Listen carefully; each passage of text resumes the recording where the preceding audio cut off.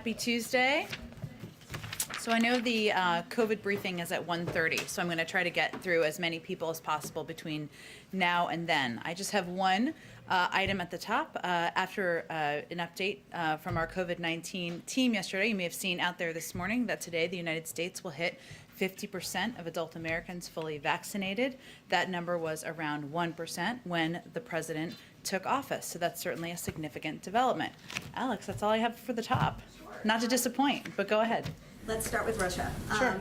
Can you share any further details on the meeting? What's on the agenda? What does President Biden hope to get out of the meeting? And the choosing of Geneva, obviously Geneva is an historic place. So what's that part of the decision-making process in deciding to hold it in Geneva? Sure. Well, let me start with, of course, you've seen the statement we put out this morning confirming that President Biden will be meeting with President Putin in Geneva, as you said, on June 16th. The leaders will discuss the full range of pressing issues as we seek to restore predictability and stability to the U.S.-Russia relationship. And to more specific to your question, we expect they will spend a fair amount of time on strategic stability, where the arms control agenda goes following the extension of New START. Obviously, we're both members of the P5+1 as well, as those negotiations are ongoing. The President will also raise Ukraine, underscoring America's support for Ukraine's sovereignty and territorial integrity. And he will also plan to raise Belarus and convey our grave concerns as he has now done publicly, privately, as he has now done publicly. It also is 3 weeks away, so there could be a range of issues that could be discussed during the forum, during the meeting, and we will, of course, provide a preview as we get closer. Can you respond to criticism from some Republicans that the administration is essentially rewarding Putin for bad behavior, considering, his sort of soft response to the Belarus situation, his treatment of Navalny, various other issues he's had recently? Well, we may have forgotten over the last couple of years, but this is how diplomacy works. We don't work together. We don't meet with people only when we agree. It's actually important to meet with leaders when we have a range of disagreements, as we do with Russian leaders. So we don't regard the meeting with the Russian president as a reward. We regard it as a vital part of defending America's interests. And President Biden is meeting with Vladimir Putin because of our country's differences, not in spite of them. It's an opportunity to raise concerns where we have them, and again, to move toward a more stable and predictable relationship with the Russian government. And then on the George Floyd Act, negotiations on the Hill have been hung up on the issue of ending qualified immunity. Tim Scott has proposed a compromise that would allow individuals to essentially sue police departments and not individual police officers. Would the president sign a bill that included that compromise if it came to his desk? Well, the president has had a principle from the beginning, which is that he wants to allow the negotiators the time and space to have those negotiations and those discussions. As you know, and in a statement they released together yesterday, they conveyed that while they are still working through differences on key issues, they continue to make progress toward a compromise and remain optimistic about the prospects of achieving that goal. He has great trust in Senator Booker, who he spoke with just last Friday, as well as Congresswoman Bass, but we'll see what the final agreement looks like between the parties. Go ahead. The president obviously was hoping for more progress to be made by today. He had set this as sort of an unofficial deadline. We are seeing some movement on the Hill, but can you explain to us a little bit more what the president himself has been doing, conversations he may have been having to try and deliver on that goal? Sure. Well, we have been closely engaged with the negotiators and a range of parties on the Hill. We have also been respecting the space needed for the negotiators to have these discussions about where they can find common ground and where they can find agreement. So we've been closely engaged. The president himself called Senator Booker to get an update last Friday. I expect he'll continue to get updates over the coming days. And we have also been made it a priority to leave space for the negotiators to have these discussions. We've actually gone back and have been talking to some of the police reform advocates, some of the victims' families who met with the president during the campaign to kind of get their perspective on action or lack thereof coming out of Washington. And some of them have expressed some real frustration that they feel that the president could be doing more here, that he could be putting more public pressure on Congress. Your response to that, and why aren't we seeing him today, for instance, come out and speak publicly and trying to urge more action here?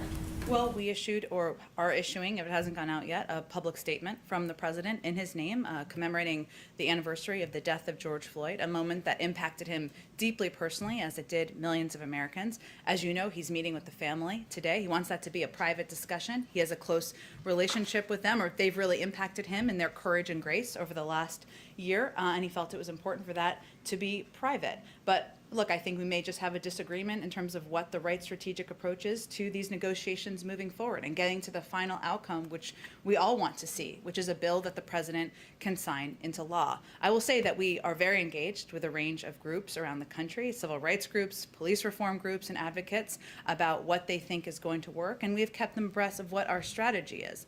I'll also note, though, that the president has also, while we've been pushing for this legislation, he also, when he was running for office, pledged to appoint DOJ leadership that would prioritize pattern or practice investigations, emphasize the importance of the Justice Department using the authority he spearheaded as senator to investigate systemic police misconduct. That's something the Attorney General has already moved forward on. And we also, in our initial budget calls that we put out several weeks ago, we called for increasing funding for the Department of Justice's Civil Rights Division by millions of dollars in order to advance accountability and reform. So I will say we are continuing to press in the way we feel is most effective and most constructive in coordination with the negotiators, but we also are taking additional steps that we can take and our administration can take to move forward accountability and justice.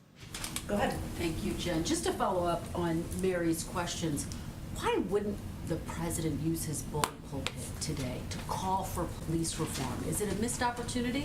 Well, Kristen, he used the opportunity of his joint session address, which is the highest profile moment any president of the United States has in their first year of office, to call for forward movement on police reform, to call for the George Floyd Justice and Policing Act to pass. And we put out a statement today, and he's meeting with the family. Again, I think this is a matter of what we feel is most constructive to move these negotiations forward and to get to the final outcome that everybody who advocates for justice, who advocates for reform wants to see, which is signing this bill into law. And when does he expect to see this bill on his desk? Is it this summer? I'm not here to put a new timeline on it, Kristen. He's encouraged by the statement we saw the negotiators put out yesterday, that they feel there is an opportunity for progress, for forward momentum, for forward movement. That's certainly significant coming from Democratic and Republican negotiators. As you know, Congress works very well when they have a deadline. There doesn't seem to be a deadline anywhere. As soon as possible, he'd like to sign the bill into law.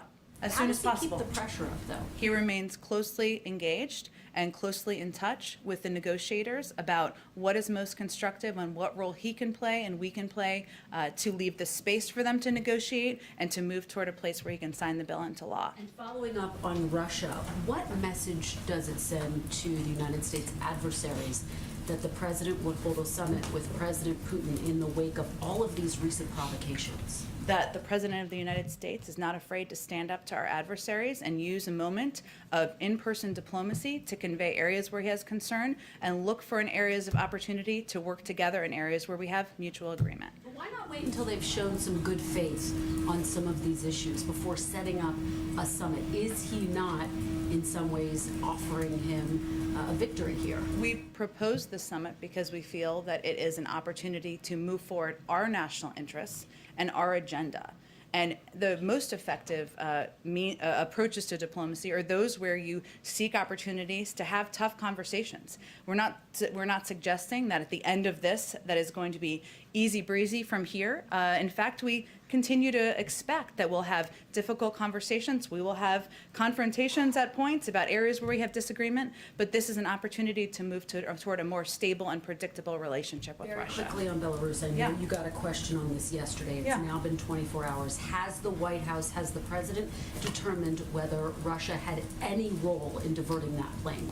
I did not give any indication that we had that view yesterday, and that has not changed. But so will the White House make a determination before this summit? We don't have a belief that that is the case. Go ahead. Thank you, Jen. First on COVID, does President Biden think these theories we hear more about now, that COVID-19 may have been man-made and escaped from a lab in China, are a wacky conspiracy theory, or based on what he has heard and been briefed on, does he think that's possible? Well, we went through this journey together yesterday, so let's do it again. So the president believes there needs to be an independent investigation, one that's run by the international community. It's an international pandemic that has killed hundreds of thousands of people around the world. He believes the Chinese need to do more to put forward data, to be more transparent. And in the second phase of this effort, he's certainly hopeful that will be the case. And he believes that every theory should be explored through that process, but that we shouldn't jump to conclusions before that data and that information is made available. Thank you. And on the rise in violent crime, compared to this time last year, homicides up 113% in Minneapolis, up 38% in Philly, up 22% in Chicago. Just to clarify, the White House's position on this is that is mostly because of guns? Well, first, I'm not sure what data you're looking at, but I think most data that is out there shows that there's actually been a rise in crime over the course of the last year, since the start of the pandemic, which actually predates President Biden taking office, to be But he is totally the clear. president right now. You're Well, right, there you're is right, a you're right, big- Peter, and that's why we're focused on solutions here, and that's why we proposed put $5 billion in the American Jobs Plan to help address community violent intervention programs, to help fund them. That's also why we fought for funding for state and local governments in the rescue plan, something many opposed. There was a lot of Republican opposition to that. That's helped keep cops on the beat and other public servants in vital roles, and it's why his budget proposes to increase funding for the cops program by $300 million to invigorate community policing. We believe there needs to be funding. We believe there needs to be, we need to help from the federal government ensure community policing and local police have the assistance they need. And the last one, the mayor of St. Louis says that she believes more police does not prevent crime. Does President Biden agree with that? The president believes there's a number of steps that need to be taken to rebuild trust in communities. Police reform is long outdated. He also believes that there needs to be funding for local programs and local initiatives, and there's not going to be a shortage of funding under our watch. Go ahead. Back to Belarus, why does it seem like the U.S. is sort of lagging behind what other nations have done? The EU was very quick to impose sanctions. What is the U.S. considering, and why is it taking until now or beyond? It's only been a few days. It's not been that long. I will say that the president has asked his team to develop appropriate options in close coordination with the European Union, our allies, and other international organizations to help hold the Lukashenko regime to account, including sanctions. Is there anything, can you give us some readout of what's being considered? Not before it's presented to the president, but he's asked his team to put together some options for him, and we certainly remain in close touch and coordination with our European counterparts. And as I read out yesterday, our national security advisor spoke with his Russian counterpart and certainly conveyed in strong terms our concerns here as well. And secondly, on infrastructure, Republicans today are saying that in their Oval Office meeting with President Biden 2 weeks ago, that the president indicated he was comfortable with $1 trillion over 8 years. Is that accurate? And secondly, they're also saying that White House staff has since ignored that sort of offer, if that's the right word. Well, let me just peel the curtains back for you here a little bit. I don't know if that's peeling the curtains back, but you know what I'm saying.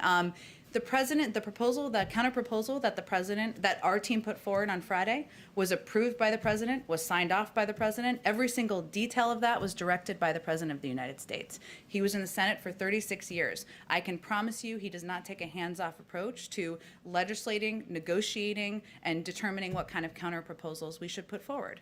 Now, we put forward a counter proposal that that cut the price tag by $550 billion. We felt that was a good faith effort. And we look forward to getting a counterproposal back from the Republicans, which we've seen they've conveyed we expect to get later this week. And we certainly look forward to that. At the same time, I will say that we expect this week to be a week of progress. We know tomorrow the Energy and Public Works Committee, under the leadership of Chairman Carper and Ranking Member Capito, is marking up the Surface Transportation Bill. That's a $303 billion infrastructure bill that is a great down payment. It's very much aligned with the president's proposal and initiatives. We expect the Senate to finalize an agreement on the Innovation and Competition Act this week. This is a proposal led by Leader Schumer that will make an important investment in research and development. And again, we expect to get a counterproposal later this week. I'd say that's progress, that's legislating, that's negotiating, that's compromise certainly happening. Just real clear, so the $1 trillion, that was not mentioned in the Oval Office? I'm not going to read out any more specifics of a private conversation, but I will just reiterate that the proposal put forward last Friday, that we put out transparently to all of you, that brought the price tag down by $550 billion was directed, signed off on by the President of the United States. Go ahead. Thank you, Jen. Question for you on the Olympics. On Monday, the U.S. urged against travel to Japan, and this is just 2 months before the Olympics. Has there been any change in the United States support for Japan's decision to hold the Olympics? Our position has not changed on the Olympics. We respected the decision to delay the games last summer. We understand the careful considerations that the Japanese government and the International Olympics Committee are weighing as they prepare for the Tokyo Olympics this summer. And the government has stressed that public health remains the central priority as they plan to host the games. The President proudly supports U.S. athletes. I would note that we're talking about athletes, of course, traveling under the Olympic umbrella, which within their strict COVID protocols. This is one of the very limited categories of U.S. travelers that are actually planning on going to Japan for the Olympics. There are very specific entry and movement rules and procedures which the organizers have laid out in order to ensure the protection of everyone involved. Okay, and I just had a quick follow-up on Russia. Sure. You mentioned that the president is likely to bring up Ukraine in Belarus. What is going to be his message to President Putin specifically on Ukraine? I mean, despite Russia's announced withdrawal, a senior Ukrainian official told Reuters earlier that Russia still had about 100,000 troops near the border and in Crimea. Well, the president will continue to convey what has been his consistent message, that is Ukraine is a sovereign country. We respect, and we are closely coordinated with them. We support them in their efforts to protect their people and protect their borders. That's been a consistent message from him, and it will be the basis of his message to the Russian president in a couple of weeks. And will he bring up also the concerns about cyber attacks specifically, and specifically colonial as well, considering he said that, he did not believe the government was involved, but the malware was based on Russia? Well, again, there will be a range of topics. This meeting is about 3 weeks away, so certainly cyber has been a topic of discussion between the president and President Putin, but we'll have a much more detailed preview as we get closer to the meeting in a couple of weeks. Go ahead, Wisha. Thank you, Jen. On Russia, now that the summit has been formalized, were there any preconditions attached to the meeting? And are there any circumstances under which the president would pull out of it? As an example, if it turns out that Moscow was involved with this forced plane landing in Belarus. Again, I'm not going to predict something that's disproving a negative here that doesn't exist, that we have not conveyed from here. But I would just reiterate that we don't see this meeting as an opportunity to just talk about everything we agree on. We see this as a diplomatic opportunity for the United States, one that's in our national interests, which is to convey areas where we disagree, to have a conversation about concerns we have, and also look for a more stable and predictable path forward. We don't expect everything to be solved at the end of this meeting, but we think that it is in our interest to have the meeting, which is why we proposed it to the president. Were there any preconditions? No. And also, under the previous administration, there was little detailed record of the face-to-face meetings between former President Trump and Putin. In the Helsinki meeting, no one was in the room except the two leaders and their interpreters. Will there be other U.S. officials in their face-to-face meetings to serve as witnesses, and can you commit to providing readouts of the meeting? We certainly will provide readouts. I don't have anything on the format of the meeting, but as is standard, there typically is a representation from both sides. I guess housekeeping. Sure. In Europe, the president will be in Brussels for the NATO summit on the 14th. He'll be meeting with Putin on the 16th. What are his plans for that day in between? There's an EU summit, I believe, in that day in between that's been announced that he would be attending, I think is the day in between. Go ahead. Thanks, Jen. Secretary Blinken announced today that the U.S. wants to reopen the consulate in Jerusalem. Yeah. I'm just wondering, why now? Why not 3 months ago or 4 months ago, given the role that consulate has played historically pre the last 4 years? Sure, you're right, and we didn't. You're right in that he has announced that, I should say, and that It is an important step in our view in terms of continuing to rebuild the relationship with the Palestinian leaders that was cut off for several years because of the closure of the consulate, because UNRWA funding was cut off in 2018, and there really wasn't a method for engaging with Palestinian leaders and others. Look, we've taken a number of steps over the last couple of months. Back in April, we announced the resumption of U.S. assistance to the Palestinians, including economic, development, humanitarian, and security assistance. In our view, this is a next natural step to announce plans to reopen the consulate, and again, also announce our commitment to contributing to the funds to rebuild Gaza. So these are all part of our efforts to rebuild that relationship. Okay, now following up on Alex's question a little bit, the Republican senators said explicitly they believe their counteroffer will be in the $1 trillion range. Would that meet the definition of progress by Memorial Day to keep these talks going beyond this week? Well, again, as I said a few minutes ago, our view is that this can be a week of progress, and including the counteroffer, which we expect to get later this week. I'm not going to prejudge what that looks like. We'll have to look at the nitty-gritty details. Certainly, them coming up and funding is progress, but we'll see what that looks like. In addition, the markup tomorrow of the surface transportation bill, that's bipartisan work trying to fund an infrastructure bill that's consistent with the principles of the American Jobs Plan. And these are all positive steps forward in our view. And just one more quick one. If you have to go alone, do you feel like Democrats are ready to do, like, you were talking yesterday to Eugene that, you know, constant conversations with them, committee chairs, rank and file. Mm-hmm. If you have to go alone, do you feel like the caucuses are with you in that decision? Well, we're not quite there yet. We're still working with Republicans, Phil. Hang in. Go ahead. Thanks so much, Jen. I've got two questions. First, just continuing on the Wuhan journey, I wanted to ask a little bit about a report from House Republicans suggesting that dissenting views in the intelligence community were suppressed, sort of to follow up on the origins of this virus. Can you comment on that, whether some of these dissenting views were suppressed in the intelligence community, and whether the Biden administration is doing anything to ensure that doesn't happen? But intelligence views suppressed by the prior administration?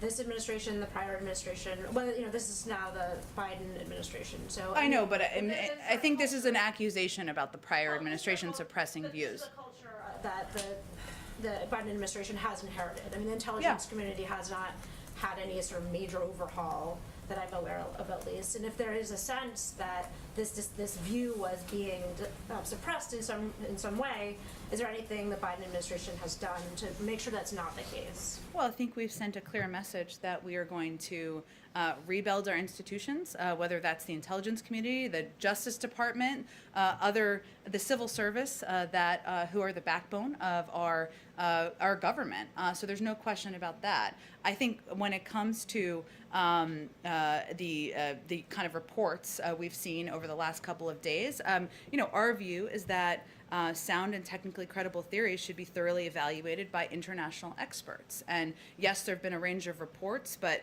a fact sheet issued by the previous administration on January 15th, which I think there's been a lot of focus on, did not draw any conclusions regarding the origins of the coronavirus. So our view is that, yes, there are a range of views. We welcome the range of views throughout the administration. There still needs to be an international investigation. We need Chinese cooperation in order to provide data, in order to be transparent about what happens on the ground. We all want to see that outcome. There are a lot of good questions we have the Chinese should answer, and that's where our primary focus is on. Intelligence apparatus that's much greater, ideally, than the rest of the world. I mean, wouldn't there naturally be quite a curiosity within the Biden administration that this could have come from a lab in Wuhan? I mean, it's, nearly 600,000 people here have died, and the president has shown an enormous amount of empathy for that. But should this be the cause, it would seem that the United States would want to put some of its intelligence firepower onto that question. Well, I think, Annie, as you're not a public health expert, I assume, neither am I think we need access to the underlying data. We need access to the information that the Chinese government has in order to make a determination through the international bodies that would do this investigation. And that's something we've called for many, many times. And we've pressed with our international partners for the WHO to support an expert-driven evaluation of the pandemic's origins. We would certainly participate in that with all of our resources from the United States. But given it was an international pandemic, yes, it's killed, as you said, more than 500,000 people here in the United States, killed hundreds of thousands more around the world. We're going to do that in coordination with our international partners, continue to press the Chinese to release that data and information, and play a constructive role in the second phase of the investigation. I just also wanted to ask you about a phenomenon known as... The giggle gives away, I don't know what this question is. We'll see. So I've already ruined it here. But this is, quite a serious issue. There are these unrecognized objects in U.S. airspace that are also known as unidentified aerial phenomenon, I understand. And I wanted to see, there's a DNI report that I understand is going to be released soon. Can the Biden administration commit to releasing it in full?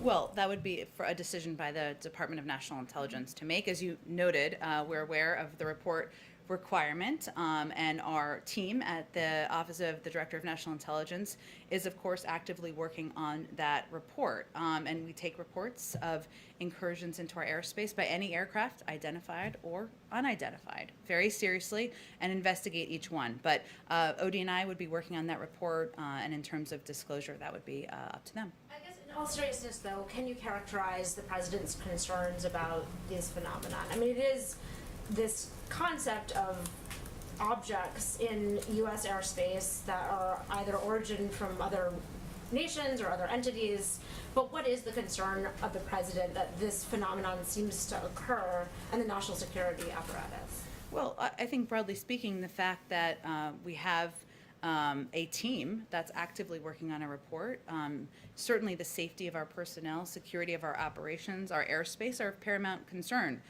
whether that is identified or unidentified aircraft. And we don't discuss that publicly for a range of reasons, but certainly the president supports the ODNI putting together a report and following through on that commitment. Go ahead. On housing, today we saw that sales of new homes declined in April by more than analysts had expected, in part because of rising prices, because of the increasing cost of materials like lumber. Does the administration have concerns about what it's seeing in the housing market, in particular, both in the new homes and existing, and sort of the bidding war environment that's existing for a lot of existing homes right now, and what it can mean for the broader economy? Sure. Well, first let me say for some middle-class families, I know not the ones you referenced, their home is their primary source of wealth. So the financial effects that some are feeling are positive. That said, the increase in housing prices we've seen does raise concerns for us about housing affordability and access to the housing market, which is certainly, as you alluded to, Jen, impacting many, many Americans. We recognize there is a need for new housing supply, particularly on the affordable end of the market. There are issues, supply and demand issues, as you are well aware of, with construction and supplies that are needed to build new houses, which we're seeing an impact on the market. One of the reasons that we proposed a number of the initiatives we did, including the neighborhood homes tax credit, which would renovate 500,000 single-family homes in low-income neighborhoods and help ease the nationwide shortage, is because we knew we could see this becoming an issue. So as our team looks at it, we recognize that, as we've talked about a little bit around other issues, restarting the economy is going to produce some bumps, and there are some barriers to increasing supply in the short term, supply and demand, et cetera. We're carefully monitoring these issues. We are cognizant of and concerned about housing affordability and access in the housing market, and our team is watching it very closely. Go ahead. Can I just follow up Sure. on some of the infrastructure Yep. questions? Both in some of the Republican senators' comments on the Hill today, in their written statement last week, there were mentions of sort of the White House staff potentially getting in the way of negotiations. This is also a theme that we heard back in February. Is there any daylight between the staff and the president in these negotiations? Do you think that, and why do you think that the Republicans are using this kind of wedge in this conversation? Well, I'm probably not the right source to answer the second part of that question, but I can tell you on the first On the first, many people, you can ask that question. On the first, the president oversees and directs his team as it relates to what he wants to see on negotiations, what kind of proposals he wants to see, and he signed off on the proposal that was put forward on Friday, which he felt, and we all felt, was a reasonable counteroffer, given it brought the price tag down by $550 billion. But this is an ongoing negotiation. We're eager to see what the Republicans propose or what their counterproposal looks like, and it sounds like we're going to see that in the next few days. Go ahead. If Congress has not passed legislation to create a January 6th commission, does the president want to create his own presidential commission to look into the events of that day? Well, we're not quite there. There have been Republicans who have come out over the past several days and conveyed their support or their openness to discussing the path forward on a January 6th commission. That's a positive sign. Our view is this is not a political issue, that it is a commission that could help look into one of the darkest days in recent modern history, a dark day on our democracy, and the president is hopeful that members of Congress will do the right thing. Go ahead. Yeah, I wanted to get some guidance on the Floyd meeting this afternoon. Sure. Can you give us any guidance on what the president intends to convey to the family? What he hopes to tell them, even in broad terms? Well, I think a lot of the meeting will be him listening to them and hearing from them on what they want the path forward to look like. He'll provide them, I'm sure, an update on his efforts on the legislation and the negotiators, which is important to everybody who will be in that meeting. But he really wants it to be, he wanted it to be a private meeting because he has a personal relationship, and he wanted to hear how they're doing, give them an update on his efforts to sign a bill into law and ensure there's long overdue accountability. And, I expect we'll have a readout after the meeting. One more quick question, and that is, we were told that the administration moved to terminate members of the U.S. Commission of Fine Arts, and one of my colleagues reported out a story with an interview with the chairperson of this commission who said that in the history of this Commission on Fine Arts, this had never happened before, that the president or his administration had asked for the termination of all 3 members of the committee. Can you give us any clarification on why this move was made and why the president decided to remove these commissioners? I unfortunately don't have all the details on this. The little piece I recall is that a number of them were nominated just recently in January of 2021, so before President Trump left office. And certainly any president coming in has the right to nominate their own people to serve on a commission or serve in any positions in their own administration. But I can see if there's more details to provide to you. Go ahead.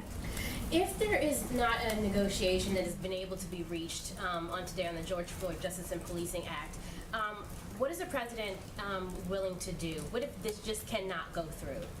Well, that's not the indication we've been given by any of the negotiators who put out a joint statement yesterday indicating that there was progress, that there was an opportunity to move these negotiations forward, and the president thought that was encouraging. Part of that was the issue of qualified immunity. How does the president feel is he more on the side of like Congressman Clyburn, who says let's take it out and come back to that issue, or more on the side of Representative Maxine Waters, who's like, I'm not just going to take just anything? How does he feel with that? Well, the president was a supporter of the original bill proposed, but he also wants to leave space for the negotiators. He has a great deal of trust in Congresswoman Bass, and he's looking forward to seeing what comes out of those discussions. One more question. What percentage of the approximate 48 million rental units that are available in the U.S., how many are actually covered under the eviction moratorium? That's a excellent question. I'd have to check with our Department of Housing and Human, HUD, the HUD. I'll check with our friends at HUD, and I'm happy to get a number to you if that's available. Go ahead. Thank you. And to build off her question on police reform, Sure. Is there a plan B? Would President Biden use executive action on police reform? Well, he's already, of course, taken many executive actions. He wants, at this point, he feels the most constructive role he can play is to stay in close touch with the negotiators, to make sure he is continuing to advocate for moving this legislation forward and leave space for them to negotiate. So we're not going to get ahead of that. He was encouraged by the public statement made by the negotiators, bipartisan, Democrats and Republicans, just yesterday. Lawmakers say they're making progress. Is President Biden happy with the progress they're making, or would he like them to pick up the pace a bit? The president looks forward to signing the bill into law as soon as possible, but he is encouraged by the fact that they're making progress, and he'll stay in close touch with them as they continue to negotiate. Go ahead. Thanks, Jen. A couple more on infrastructure. Senator Wicker up on the Hill just said a little while ago not only is it the counteroffer going to be in the $1 trillion range, but he also said, we're going to make an offer which will make it clear that we're not going to disturb the 2017 tax bill. If that is indeed the case, is there any way in which the White House would accept a counterproposal in which the 2017 tax bill is not touched? That sounds like a question for Senator Wicker. What are they proposing instead to pay for it? Well, I guess you guys need to see some of the details, but in terms of a top line, if that just flat out isn't touched, does that mean you guys can't come? The proposal is about investing in infrastructure, creating millions of jobs, making sure we're competing with China and preparing our workforce. The president proposed a way to pay for it. We're waiting hear back from Republicans on how they would propose to pay for it. So if they don't want to touch the 2017 tax cuts, $2 trillion tax cuts that did not end up having a windfall back to the American public, I guess that's their choice what they put in their proposal, but they have to propose an alternative. So I guess I hope you ask Senator Wicker that question. And to bounce off another question as well, can you assure the American people that there is going to be an infrastructure package, whether it's negotiated between the White House, congressional Democrats, and congressional Republicans, or if this ends up going down the line of reconciliation in which Democrats come together and put forth their own plan? One way or another, however this comes about, are you confident that there, at the end of the day, is going to be an infrastructure package? Well, the president's only line in the sand is inaction. Right now, we're in the midst of bipartisan negotiations. We're looking forward to getting a counterproposal. We're seeing bills marked up over the next few days that are a down payment on the president's ideas. Those are all positive signs. So we're in the midst of progress here. So that's what we're focused on at this point. Go ahead. Thanks, Jen. To follow up on some of the questions about investigations, the origins of the coronavirus. Yeah. You've spoken a lot about the need for an independent investigation. What role does the Biden administration think U.S. scientists or CDC scientists should play in that investigation? Well, the WHO would be the body that would be overseeing a transparent, independent phase 2 investigation. That's something we have strongly supported. That would require China finally stepping up and allowing access needed to determine the origins. Of course, the United States would be supportive of that second stage of the investigation, but it would be led by an international body. So the U.S. wouldn't take a leading role, essentially, in Again, the WHO, which we rejoined when the president took office, is the body that we have been pressing and is the appropriate body for moving this investigation forward. Just quickly, given some of the concerns among some economists and some lawmakers about inflation, has the president considered loosening trade barriers like some of the tariffs that were put in place during the last administration to sort of combat those concerns, or is he, I guess essentially, is he weighing lifting some of those trade barriers like tariffs? Well, we're constantly reviewing the policies of the last administration, but I would reiterate that monitoring inflation is obviously the purview of the Federal Reserve. Our economists have conveyed that they feel that the impact of our proposals will be transitory. The economy is getting going again, but in terms of any actions that would be taken, we would defer to the Federal Reserve. Go ahead in the back. Oh, and I'll come back to you. I'm sorry, I didn't mean to skip you. Go ahead. Yep. The Anti-Defamation League has noticed an increase of over 63% in reported anti-Semitic incidents since May 10th. Both the president and the vice president have condemned them, but can you discuss how the administration is working with various stakeholders and outside groups to try and curb them? Sure. Well, I will say that the president we issued a tweet from the president. He issued a tweet yesterday conveying his concern about the anti-Semitic acts we've seen happen around the country. This is something that he has spoken passionately out against anti-Semitism throughout his career. From one of his first speeches, just to take you in the time machine, as senator, he condemned anti-Semitism from the Senate floor in May of 1973. Obviously up to his vocal condemnation of the events at Charlottesville. He recognizes this is a persistent evil that always deserves our attention and efforts. We've been working in close and ongoing contact. We've been in close and ongoing contact, I should say, with the Jewish community to offer our support. We've taken steps to confront anti-Semitic violence and hate crimes of any type, including by signing into law stronger hate crimes legislation just last week. But we are also working to bolster safety and security of synagogues and other religiously affiliated facilities. and organizations. DHS has briefed security directors across the Jewish community in the United States and is preparing a public awareness bulletin that will include security measures individuals and facilities can take. So we have an across-government effort that the president is quite focused on. Follow up on that, some Jewish groups are planning a day of action against anti-Semitism on May 27th, which is this Thursday. Do the president or the vice president have plans to make any remarks there or make virtual appearances?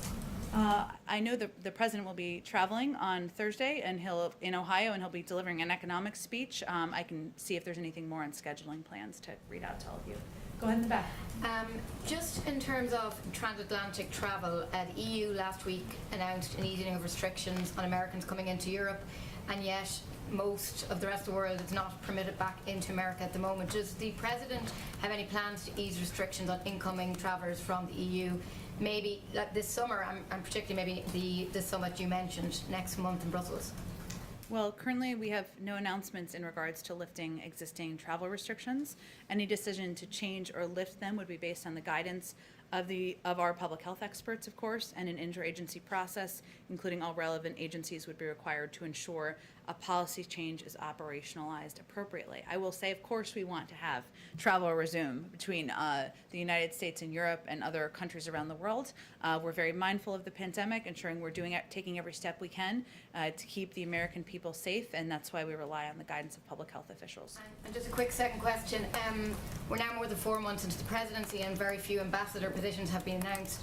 A, when should we expect something on that? And B, just a bit more specifically, more than 24 members of Congress have written to the President calling for the appointment of a special envoy for Northern Ireland in light of recent an uptick in tensions there. Is there any plan to appoint a special envoy to Northern Ireland? Well, on the latter, we certainly continue to closely monitor issues in Northern Ireland. We welcome the provisions in both the trade deal between the United Kingdom and European Union and Northern Ireland Protocol which will help protect the gains of the Belfast Good Friday Agreement. I don't have any personnel to announce for you. That would be the State Department that would make that recommendation in terms of ambassadors. I know I keep saying this, but coming soon. But I don't have any update for all of you today. Go ahead. Okay, sorry, this got to be the last one. Some governors and mayors want to use their portion of the $350 billion in direct aid from the American Rescue Plan on infrastructure, such as road and bridges repairs. But this type of infrastructure spending is prohibited under the American Rescue Plan law. Is the Biden administration open to offering more flexibility to allow cities and states to use their money on roads, bridges, and other infrastructure improvements? The state and local funding? Yes. From the American Rescue Plan, just to make sure I understand what you're asking about. Look, there were certain parameters that were quite broad that were put into this law and in the implementation phase of this as this money went out to communities. One of the areas was to ensure we keep cops on the beat, ensure we keep local, state and local officials in their jobs. And there's a range of ways that state and local authorities can use this funding, but there's a bill that is being negotiated to ensure we get infrastructure funding out to communities across the country. And we agree that it's a priority, but I don't have anything new on the parameters of it or intentions moving forward. Okay, thanks everyone. Thanks, Jen.